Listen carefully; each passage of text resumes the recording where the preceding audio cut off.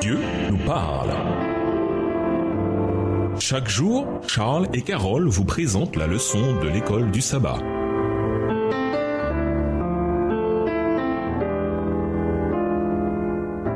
Bienvenue dans votre émission. Dieu nous parle. Nous voilà au dimanche 13 novembre. Protestation de Job. Eliphaz, Bildad et Tsophar n'avaient pas tort. Dieu punit le mal. Malheureusement, cette vérité ne s'appliquait pas à la situation de Job. La souffrance de Job n'était pas un cas de châtiment divin. Dieu ne le punissait pas pour ses péchés, comme avec Corée, Dathan et Abiram. Et Job ne récoltait pas non plus ce qu'il avait semé, comme c'est si souvent le cas. Non. Job était un homme juste. Dieu lui-même le dit, voir Job 1, le verset 8. Ainsi, non seulement Job ne méritait pas ce qui lui arrivait, mais il savait qu'il ne le méritait pas. C'est ce qui rendait ses plaintes si tranchantes et si amères.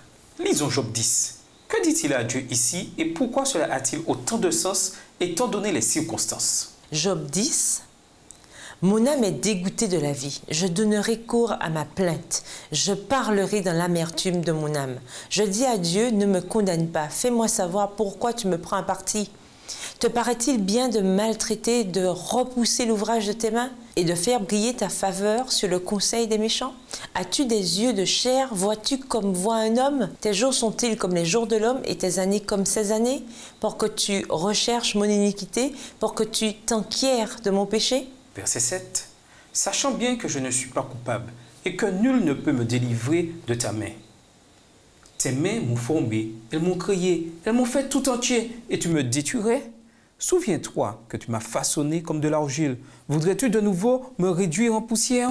Ne m'as-tu pas coulé comme du lait? Ne m'as-tu pas caillé comme du fromage? Tu m'as revêtu de peau et de chair.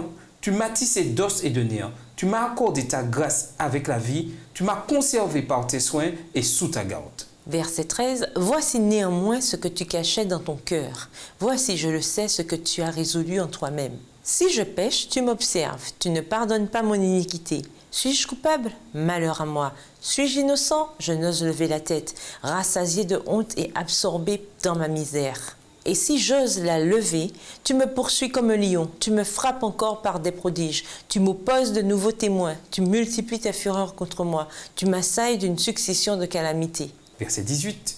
Pourquoi m'as-tu fait sortir du sein de ma mère? Je serais mort et aucun œil ne m'aurait vu. Je serais comme si je n'eusse pas existé et j'aurais passé du ventre de ma mère au sépulcre. Mes jours ne sont-ils pas en petit nombre? Qu'il me laisse, qu'il se retire de moi et que je respire un peu, avant que je m'en aille pour ne plus revenir dans le pays des ténèbres et de l'ombre de la mort. Pays d'une obscurité profonde où règne l'ombre de la mort et la confusion et où la lumière est semblable aux ténèbres. Dans les moments de grande tragédie, ceux qui croient en Dieu ne posent-ils pas la même question? Pourquoi, Seigneur, as-tu pris la peine de me créer? Ou bien, pourquoi est-ce que tu me fais ça? Ou, à quoi bon être né si c'était pour vivre ça? À nouveau, ce qui rend les choses plus difficiles à comprendre pour Job, c'est qu'il savait qu'il était fidèle à Dieu. Il lui a crié, « Tu sais bien que je ne suis pas un méchant et que personne ne délivre de ta main. » Job 10, verset 7. L'ironie est délicate ici. Contrairement à ce que ses amis disaient, Job ne souffrait pas à cause de son péché. Le livre enseigne en fait le contraire. Job souffrait précisément parce qu'il était fidèle. Les 2 premiers chapitres du livre le démontrent clairement.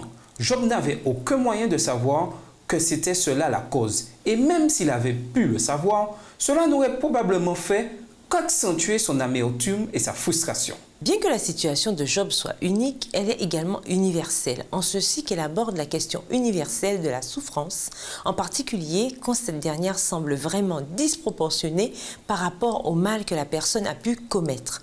C'est une chose que de dépasser la vitesse autorisée et de recevoir une amende. C'en est une autre de tuer quelqu'un en faisant un excès de vitesse. Que dire à quelqu'un qui croit qu'il souffre injustement? Et nous vous laissons avec la question du jour. Comment pouvez-vous encourager une personne qui souffre? Au revoir. Et à demain si Dieu veut. Dieu nous parle. Chaque jour, Charles et Carole vous présentent la leçon de l'école du sabbat.